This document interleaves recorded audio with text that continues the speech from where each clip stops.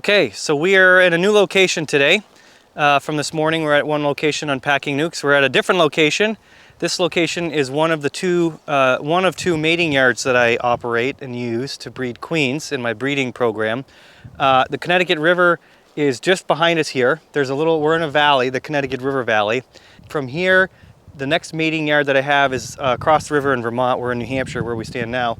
The next mating yard I have is probably, as a crow flies, about maybe 2.25 miles north on the Vermont side of the river. And then in this kind of valley, I have, how many yards are there? I think there's about 120 colonies that I target for drones. And it's kind of a lot of work, but it's fun sometimes if you can kind of get all the ingredients to come together to get these drone mother colonies established with the right queens to get the drones that you want to mate with this year's daughters, to get a good breeding scheme, open mated scheme that's somewhat isolated. It's not 100% isolated here where I am, but I can easily saturate this valley here with a lot of targeted drones. So here we are back to where we're at, what we're doing today. These are palletized nucleus colonies that I use for mating queen bees. I'll show you guys in a minute, but I wanted to show you how they're wintered just like my standard 10-frame equipment, and essentially that's what these boxes are. They're 10-frame deep supers, but then I have them divided into quarter sections, 4 ways. A lot of other beekeepers here in this part of the world, and I think Brother Adams had something obviously very similar in Dedant sized and styles, or Dedant sized equipment. It's been adapted here from other beekeepers in the area that have used it. I kind of just went along with it. One thing I would say to people that are interested in using mini nukes for raising queen bees is what was told to me, and I really had come to agree with it wholeheartedly, is you really don't need to use mini combs in a breeding program unless you're really catching, I'd say, if you're catching 100 queen or over 300 queens in a year. If you're catching under that number of queens, just stick with standard equipment on standard combs. You'll save yourself a whole lot of hassle with having specialized equipment that can't be used in other parts of your apiary.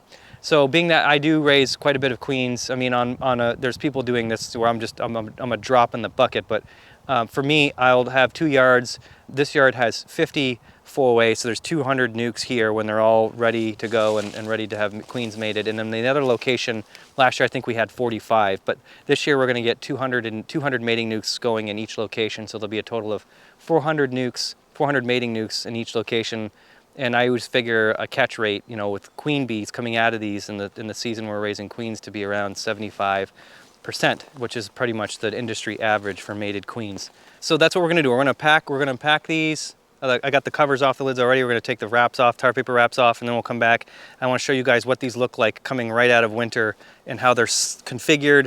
The fascinating thing with this part of my apiary, and it's kind of some years it works great, some years it fails, some years it kind of is somewhere in the middle, is that this is essentially like a queen bank. I have all these queens on these mini combs that I can use to requeen other colonies with in my apiary, that I can use to make splits with. And if I can satisfy all the needs within my own apiary, which I can do quite easily if there's a good population of queens on these combs, is I can sell these queens at a pretty good price, especially if they're, you know, if I can see that they're well vetted, they look great coming out into spring.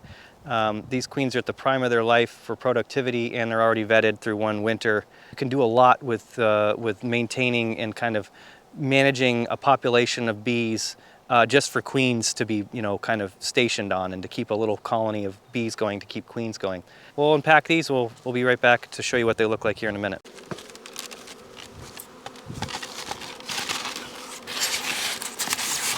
Oh, come on, out of my legs.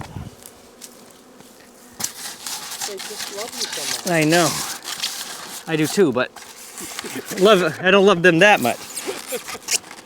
So we're back here. We got just a couple pallets unpacked. I'll show you guys, this is like a first look for me and for you. We'll be doing it together, of what these bees look like coming right out of the winter and into the start of the season. I'm gonna pull them apart. Well, if I don't get lit up here.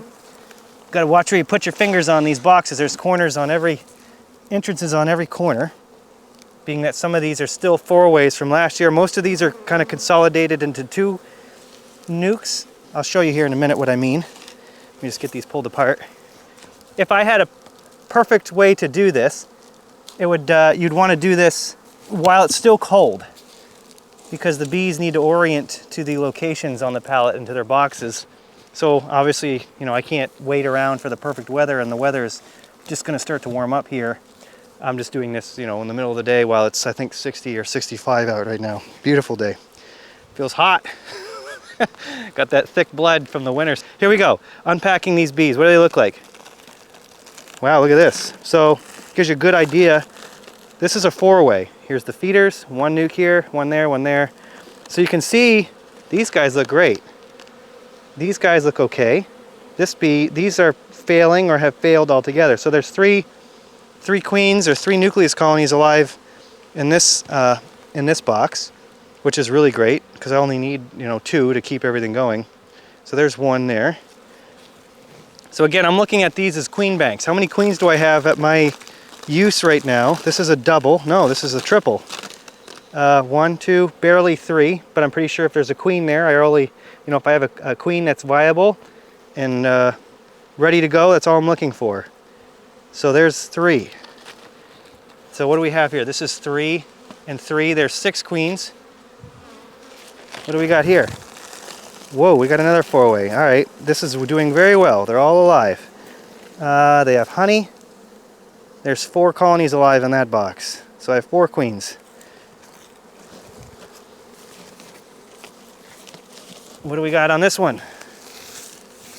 We have, this is a double, and they're both alive. So 2, 4, 6, 9, 11, 12. Not really good at math. 12 queens in one pallet. That's phenomenal. What does this one look like? Actually, this is a, I wish they looked like this. My challenge right now, it's kind of a fun challenge, is how do I keep these bees, how can I keep a population on these combs continually, one season to the next, have good repetition with success on overwintering bees in these boxes. There's some years where I have higher losses where it's like I don't have the luxury to use queens from these colonies. In other parts of my apiary, there's just enough queens to really kind of boost, to regenerate brood back onto these combs. Here's the reality, right? So you have all these boxes full of bees. From my management, from my perspective, what I need is, these are gonna essentially go into mating queens this year. So all these queens have to come out of this equipment before the end of May. The trick is to keep them from swarming, because you want, essentially, you want just brood to divide up to make mating nukes with, and if maybe, you know, some honey spattered here and there. My problem over the years has been I have to have a surplus of this equipment to spread out the brood and bees so that you're not making up these mating nukes too strong. Obviously, if you've been raising queens long enough, you know if you make your mating nukes up too strong, they reject your queen cells that you work so hard to propagate and raise. So you need to have kind of a system in place, or I've been trying to get systems in place where I have a lot of empty equipment to spread this stuff around on, but then it's a point of like, you know, how many mating nukes do you need? I think for me, you know, 400 is a nice number. 500 is kind of the limit. I don't need any more production for queen bees, mated queens, than that. Nukes we catch queens every 8 days, but I don't have the workforce to do anything above kind of like that 500 mating nuke kind of line, or that potential. But anyways, what do these guys look like? These are dead. These are alive. So this is a 4-way. They're alive. Look at that, 3 out of 4. Tic-tac-toe, 3 in a row. Not bad, right? How heavy are they? That's the next question. Oh my gosh, they're ready for another winter.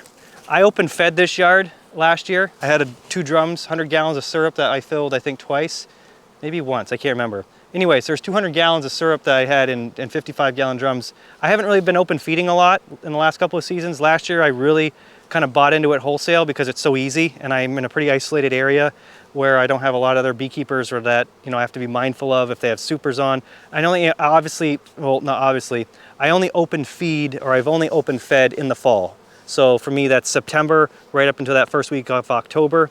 So that's when I was open feeding these colonies. And I really must tell you, I love the results of the fact that these particular colonies that are kind of a pain in the butt, right? If I had to feed these, I could feed them in their little feeders right here. But, you know, there's probably maybe, I don't know, a little under a half a gallon of syrup could fit in those feeders, maybe if that.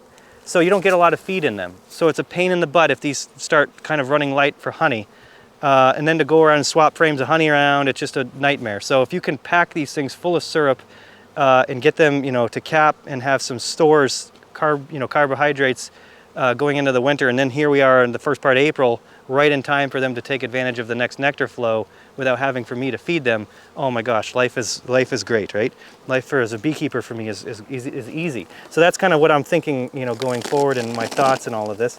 These guys aren't as strong, but there's a population there that's worth a queen, or even boosting, you know, with some brood from other strong ones. What's this side look like? We got 3 here. These guys are clinging to life a little. There's just a small cluster, but these guys look good. So again, there's hope for 3 queens in that box, maybe 2. Some of these, you know, the queens fizzle out. If they get too small in population, the queens die with some of that bees, you know, some of the populations of bees that are dying off. Look at this. Oh, wow. That's a double. There's 3. That's right, we were over here on these meanies. Wait, I didn't look at these, did we? This is a double, a triple. Tic-tac-toe, we got another 3 in a row. Look at that, beautiful. Honey, I still see honey in there. Population of bees. So we have a lot of boxes with 3 nucleus colonies in them. 3 mating nukes, I should specify. So we had to interrupt our footage here, filming, because we got attacked. We got accosted by our camera guy. Wasn't prepared, and I didn't have a smoker lit, so we had to. People always ask me, do I have mean bees? And I always think that's such a relative thing to ask a beekeeper. How do you, you know, you have to, what I do is I watch what beekeepers need. You know, if you're wearing protective gear, if you're wearing a bee suit because you're unloading truckloads of bees, I get it. But if you're working a yard of bees, you know, with not, you know, they're not overpopulated, and, you know, you don't have like a 50 colonies or whatever. You got enough bees in a location where they're not robbing, they're situated nicely in the environment for an apiary to be established. If you can work bees like this, then I think you got pretty gentle bees. I hate wearing gloves. I only wear gloves when I'm loading and unloading my truck, and there's just bees bearded everywhere. So these guys, this is a double. There's 2 here, but this one is very weak. I'd count this as just a single. You know, there's just a handful of bees there. What do these guys look like? Come on, smoker. See, here we go, right? When you start filming and you know, how good of a beekeeper are you if you have a smoker that dies when you need it in action? So there's 3 in this one. Beautiful little, you know, quadrants, you know, that this one failed obviously, but 3 there. So that's wonderful. We went through 2 pallets, and there's probably 24 queens right there on 2 pallets of bees. See if we can go through one more, Fred. All right, my smoker, whatever, I'll light it again. Smoker fuel of choice, I use hay. Actually, I prefer burlap if I can find it, but it's hard for me to source up here. Seems to be, I can find it, you know, further south of me, out east, but the cost it gets, the freight needed to ship a pallet of burlap, I mean, I just think of it's literally money I'm burning in my smoker, literally. So is it worth, you know, $200 or $150 in freight? I don't know. Right now I feel it's not worth that. So I just been going with the old cheap bales of hay that the farmer, you know, had in the barn for 3 or 4 years. The nutritional value is gone for livestock, and it can be used for, in my purposes, as smoker fuel. And the smell of hay is pretty nice. But I like the smell of burlap though too. It's kind of got a nice spicy smell to it. All right, let's pull these guys apart.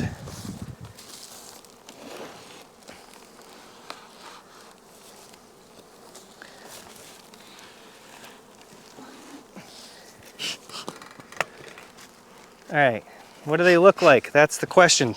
So again, I keep track of all the breeders. These are all from a different family we're looking at than what we're looking at this morning. This particular family is one of the oldest families I've had. My apiary collapsed a couple of years ago, and this is one of the, obviously everything that's alive today has come through that collapse, but this particular family goes back probably 15 years. So again, it's a family that's proven itself. I've traditionally not used any treatments in my production colonies or even in the nukes. So not a big population there. This is a 4-way it looks like. These guys are barely clinging to life. Again, a little bit of bees there. These guys are doing better. So there's probably 3, potentially 4 queens, not very strong, but again, they're alive. So let's see what we got here.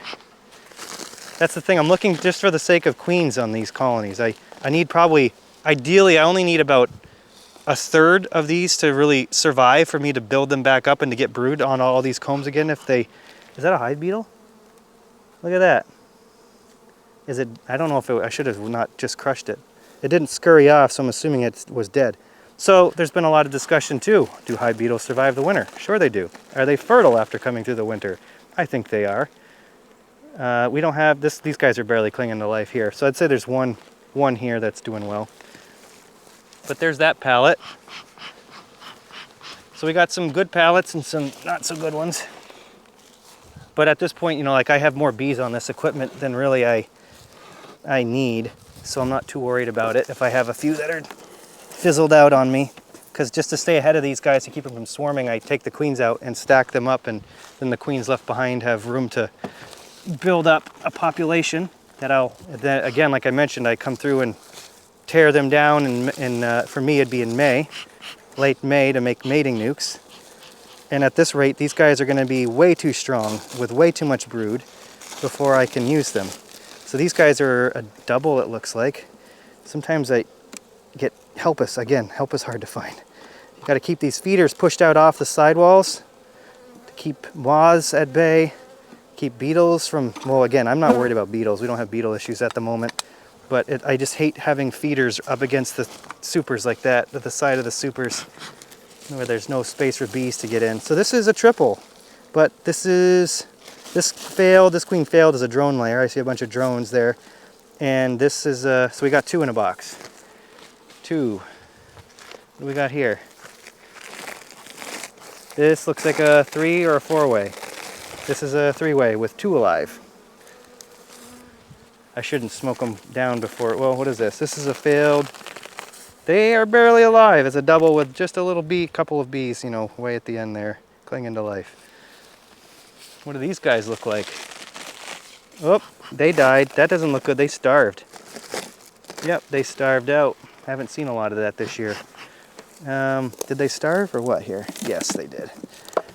Yep, well, these guys are alive still, but that's, yeah, these guys starved out. It's a shame. They have a nice population too. All right. Starvation for me is a rare thing to see. If you do a good job at feeding your bees in the fall, you don't really see a lot of starved out colonies in the spring.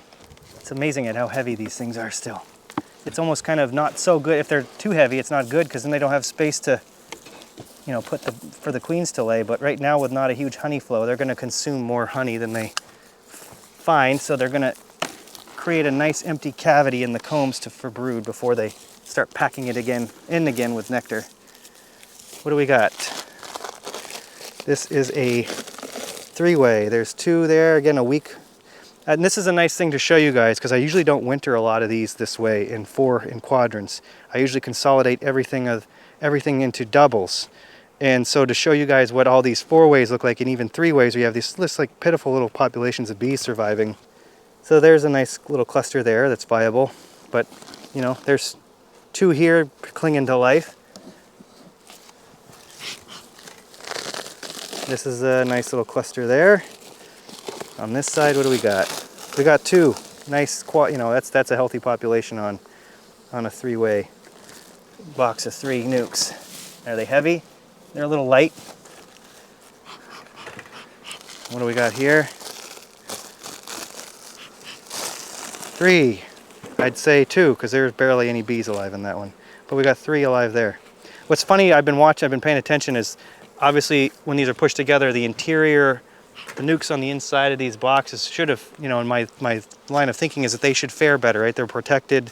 They all kind of push in when they're palletized and kind of function as kind of one big cluster of bees.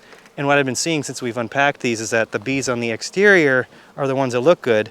And I wonder too, if we had a little bit of a mild winter this year when it comes to temperatures, and wrapped with that tar paper and buried in snow, if they kind of, you know, just kind of did better on the outside of the supers. There's a little cluster of bees here still kicking. They have some honey. Actually, ideally, these populations where they're just like on 3 or 4 frames are ideal because they're gonna, like, once they get a couple of generations of brood in them, they just explode. And they can start swarming really quickly on this equipment. So it's nice to kind of keep them small at the beginning of the season. So again, barely alive here, but they're alive there. So there's 2 in that box. I didn't count, but there's a nice little population of bees and some queens there to take advantage of for the year. Got 1 more, I guess. Why not? Give people their money's worth. Let's see. Nice population of bees. Nothing too strong, nothing too weak. Honey, I'd have to check because there's 2 in a box here. It's hard to tell from one side hefting. Nice, so that's a double for the nice, they got plenty of honey. Nice populations. Have to check those later. Anyways, what do we got here? This is a 3-way, but not looking so hot. Barely any bees alive there. They're all right, not the prettiest, but they're there. It's fun to unpack these in real time with people to, oh, what do my bees look like? Oh, they look like this. So there's a 4-way, 3-way. These guys are clinging to life. When they get all the way to the side like this, you got to make sure that there's honey, either up against this or over here, because that's where they starve out. But it looks like there's some honey here. They got a little bit of honey there. These guys look good. It's funny, this is the quadrant that was on the exterior kind of side of the pallet, and they're the strongest. Sometimes I wonder how often they drift over the winter on days where they can cleanse. They're flying out under the pallet, and if they come in and they go in the wrong entrance and they kind of find a new home, so to speak. All right, so what do we have here? This is a starved out quadrant. This is a completely failed box, except for a little pitiful half-dozen bees, but this is starvation here, which is sad. I'd hate to see bees starve. That's directly related to my inability to provide food for them at the right time. But when you kind of have a scheme like this where you're trying to get as many queens on these quadrants, 4-way mating nukes, it's kind of an experiment, so to speak. So anyways, that pallet's not as pretty as some of the others, but we went through 1, 2, 3, 4, 5, 6, 7, 6 pallets. And I'd say overall, we got another 6 or 7 that I have yet to go through, but if they all look like this, it'll be a really kind of fun thing to have all these queens. And I have a whole other yard just like this full of the same kind of thing. So I've got a nice little bank of queens coming through the winter to use for early spring needs.